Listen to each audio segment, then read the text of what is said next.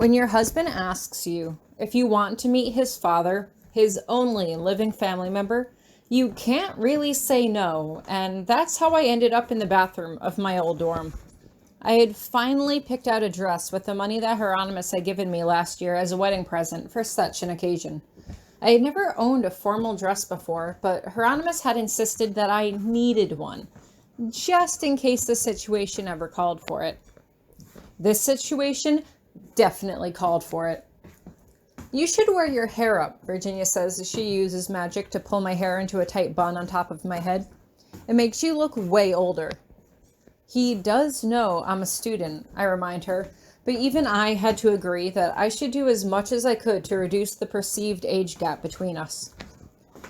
Okay, so, what do you think? I ask as I stand up and twirl around. I'm wearing a skinny black strapless dress that clings to my hips and drops all the way down to my ankles. I knew that Hieronymous would frown on me wearing sneakers to anything labeled a formal occasion, but fortunately Virginia had found a pair of black flats that still had the running sole of sneakers, just in case I was ever in a situation that called for me to make a quick getaway. You don't look like you, Virginia says as she stares at me in the mirror. I think she looks nice, Ellen pipes up. I didn't say she didn't, Virginia says as she shoots a scathing glance her way. I just think she looks older. Don't you think so? I do look older, I agree. I wonder what Grabby will think seeing you this way, Virginia continues, and I can't help but blush. Would he be impressed by me, or would he be creeped out to see me looking so much older than I really was? I guess there's only one way to find out, I say as I step out into the hallway. Thank you again for all the help. I never could have done it without you. Best of luck, Ellen calls after me. Yeah, I think you're going to need it, Virginia adds. Rather than waste time heading back through the quad, I quickly teleport back outside Hieronymous's room and open the door quickly, sheepishly making my way inside. There you are, Hieronymus says from inside the bathroom. How long does it take for you to get ready? He pauses for a moment as he lays his eyes on me, and I'm pretty sure his jaw drops in shock. Is this okay? I ask nervously as I spread my hands by my sides. More than okay. Hieronymus seems almost lost for words. That was new, but at least he did seem impressed. You look beautiful, Tori. Thank you. He steps fully out of the bathroom now, and I get a first glimpse of my husband in his formal wear. He didn't look like himself at all. He was wearing a black suit with a sharp tie, and he had made an effort to slick his hair back. I blush and try to push away my wayward thoughts. The fabric on this dress was sheerer than I would have liked it to be, and I could only imagine that it was probably going to get ripped the second I tried to take it off. You're going to have to magic this dress off me later, I say suddenly before blushing crimson. These are not thoughts I should be having right before I go to meet his father, and he seems to agree as he shakes his head. We should get going, he says. The restaurant is a great deal further out than the Glen, and it's going to take more energy for me to teleport us both there. That's fine, I reply simply. Is there anything you want me to know before we meet him? Like, any topics I should avoid bringing up? Hieronymus hesitates for a moment. In truth, we should have had this conversation long before the minute we were about to leave, but I always hesitated to bring it up. Now, though, I wish I had opened my mouth sooner. My father is, well, can be, a bit old-fashioned. You would probably be best not speaking unless spoken to. I purse my lips as my expression sours. I had once accused Hieronymus of keeping me as a trophy wife, although there was obviously no truth to it. Now, though, I was just supposed to hang on his arm and let him show me off without saying a word. Still, I don't know anything about his father, and I just nod my head and agree to follow his lead. This was his father, and they had a complex history deeper than anything I could hope to understand. The best thing I could do was be quiet and keep my mouth shut, and if that was what Hieronymus needed me to do, then I would comply. At least this time. We step outside into the cold night air, and Hieronymus takes both of his hands in mine as he closes his eyes. I close my eyes as well and feel myself drifting through space until we appear under the awning of a fancy restaurant that is nothing like anything I've ever seen before. There are fountains and flowers everywhere, of all shapes, colors, and varieties. Golden sparkling lights shine and dance in the air just above the ceiling, moving in time to their own natural rhythm. It looks truly magical, and for a moment, I can't believe it's real. It's modeled after a famous garden in the other world, he whispers to me, and the hair stands up on the back of my neck. Considering everything Hieronymous had warned me about the other world, it was one place I could say I never wanted to step my foot into. Fortunately, I don't have time to react as an older gentleman in a plaid cardigan steps toward us. He has a white mustache and a gentle, older face, and for a moment I can't believe that this is Ao3 Grabiner. Father, Hieronymous says immediately. I can tell that he is nervous by the way he stands up a bit straighter and draws himself up to his full height. Hieronymous. Ao3 doesn't seem to notice his son's trepidation as he steps forward to shake his hand before turning to me. And you must be Tori Brown Grabiner. Brown Grabiner? I try not to flinch as he takes my hand and kisses my knuckles while performing a gentlemanly bow. I had no idea if hyphenating last names was a way to retain nobility status, and so I don't comment on it. It's a pleasure to meet you, I say as cordially as I can manage. I want to say something like, Hieronymous has told me so much about you, but I don't know what's safe to say, so I just keep silent. Come, let's have a seat. I look forward to getting to know you. We follow him down a cobblestone path to a small pavilion gazebo where a small table has been arranged. He ushers for me to take a seat, and I slide onto the small bench on one side, with Hieronymous sliding in right next to me. Ao3 begins by asking him about the affairs of the school, about Potsdam, and how a few names I only barely recognize are doing. Hieronymous is a bit tight-lipped, answering only enough to satisfy the formal requirements of the question. I'm not sure why. His father seems like a nice enough person, but then again, I've never met him before, and I could probably guess that this was not how he behaved behind closed doors. Hieronymous, to his credit, asks about the estate, and the two launched into a discussion about business and core competency that far outweighed what little I knew.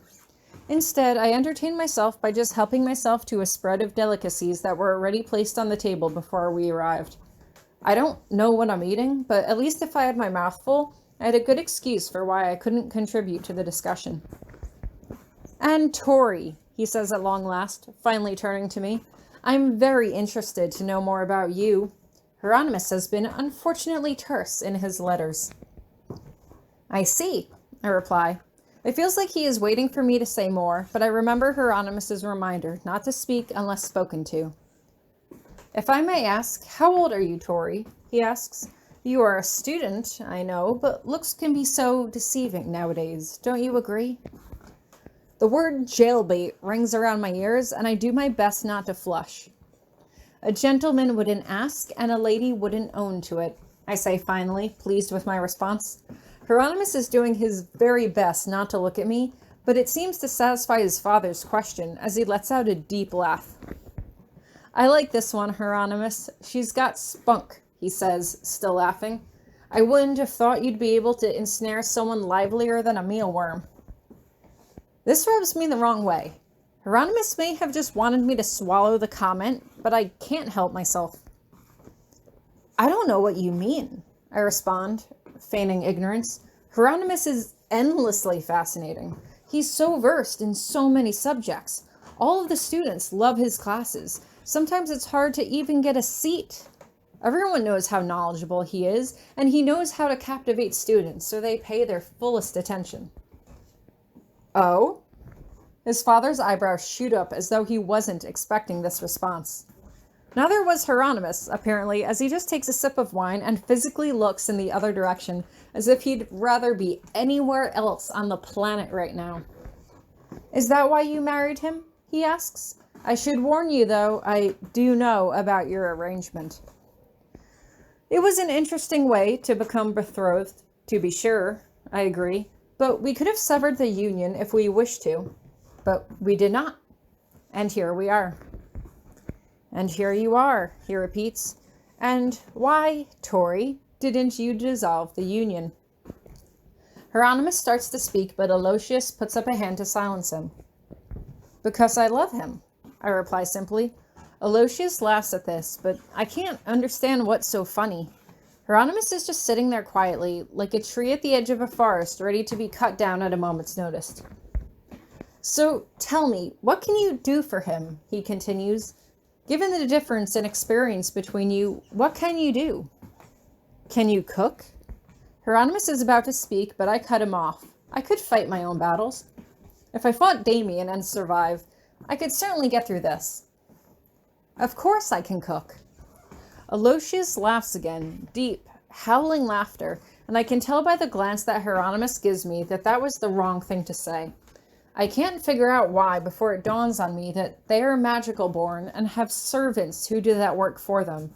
Cooking was perceived as beneath them. I might as well have been bragging about my ability to scrub toilets.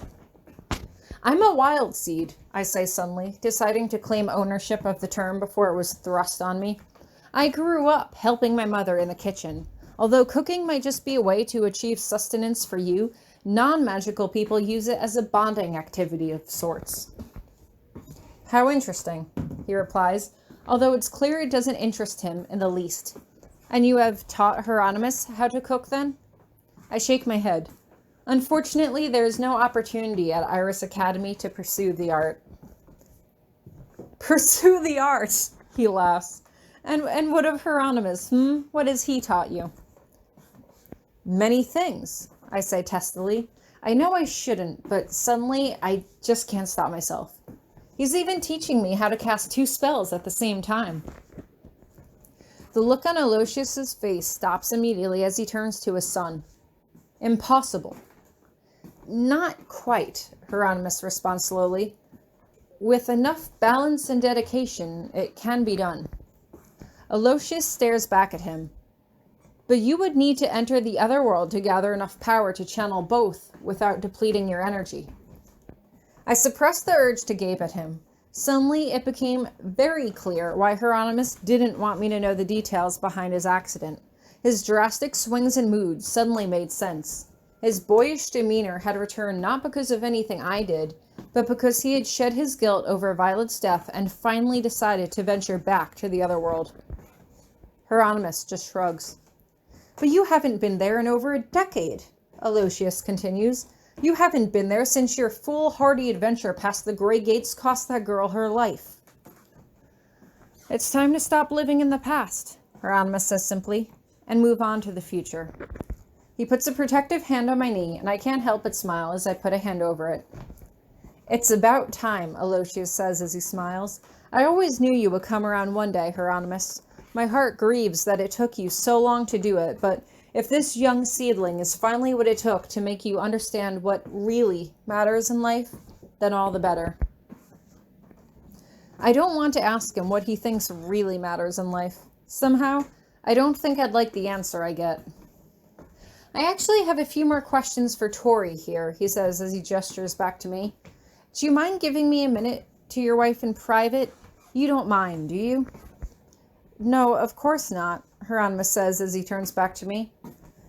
That's what he says with his words, but his eyes are begging me to insist that he stay. It's okay, I whisper quietly to him. I'll be all right. I'm right here. Hieronymous nods, and Aloysius waits until he's out of view before he turns back to me. I think that we have a lot to discuss, Tori, but it's too open here, don't you think? We were in the middle of a gazebo, but there didn't seem to be too many other people around. There were some, but they all seemed absorbed in their own lively conversations. Not personally, no. I like you, he says as he struggles to get to his feet. Come, there's a beautiful garden that I'd like to show you. The flowers are like nothing you've ever seen. I think we should wait for Hieronymous, I reply as he grabs onto my arm. His grip is surprisingly strong as he starts to pull me towards the back of the restaurant. He'll be along shortly, he says as he sends a conspiratorial wink in my direction. Just a little theory I have to test. As I approach the garden, I can suddenly feel myself getting dizzy. It's like the world is starting to sway this way and that, and suddenly I wonder if my drink was spiked before I realized that a powerful wave of white magic was washing over me. In front of my vision, I could see the garden seem to split in two as a powerful gateway opened up to a world that lay beyond. Suddenly, it became more than clear that the garden wasn't really a garden at all. It was really a portal entrance back to the other world. "Let me go!" I try to scream, but my voice seems to be swallowed by the walls closing in on me. "I'm not 18 yet, okay? I'm not 18. I'm not protected." "Oh, don't worry. Do you really think I'd let anything happen to Hieronymous's favorite pupil?" I don't actually have an answer to that, and he doesn't provide one as the swirling colors overtake me. I'm surrounded by glistening oranges, glowing blues, and neon greens before they all mold into one amorphous blob of white.